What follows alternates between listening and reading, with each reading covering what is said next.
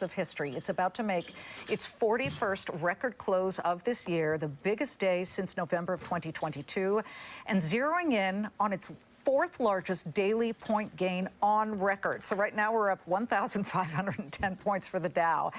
Big gains everywhere, but we haven't yet addressed the Russell 2000. Look at the gains for the little guys, the small and mid caps, up about 5 1/3% at the moment. And no, that's the, sorry, transports, 5.7% for the Russell 2000. As we round out the close, that's something Jason Katz of UBS wants to talk about, along with Dryden Pence, the CIO of Pence Wealth Management.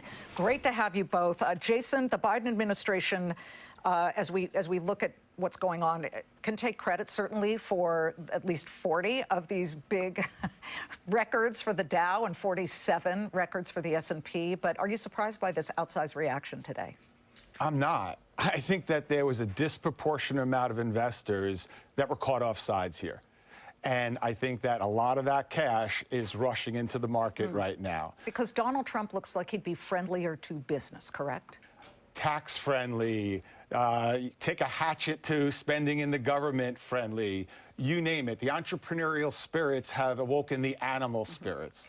Regulatory release, Dryden.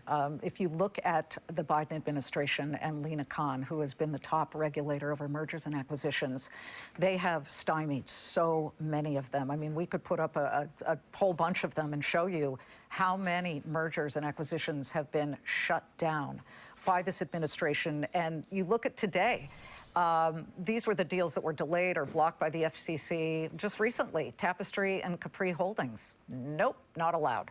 Albertsons, Kroger, some of these are still in play. Amazon gave up on iRobot because they said, you know what, there's just going to be a big no from the government.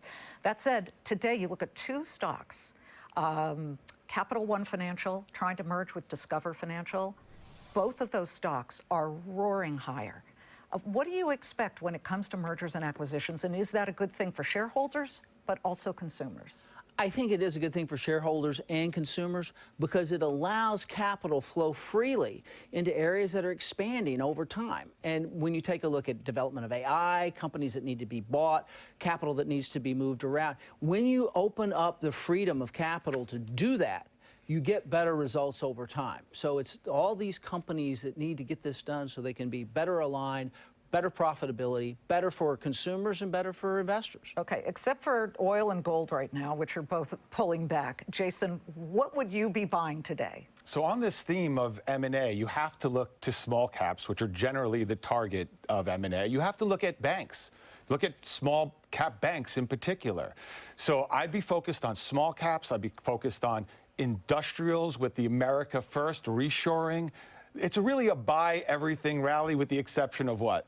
Solar. Yeah, and gold, yeah, the green energy. Yeah. But interestingly enough, Dryden, green energy did extraordinarily well under Donald Trump, while fossil fuel stocks did much better under Biden versus Trump. So it's really hard to tell. I think, well, interestingly enough, I think one of the things we like is a company like URI, because we've got to rebuild the infrastructure in this country, and they rent equipment. They're dominant in that marketplace. We've got $500 billion that we're spending on roads and bridges. So in the small cap and mid cap space, we think that they're a dominant player.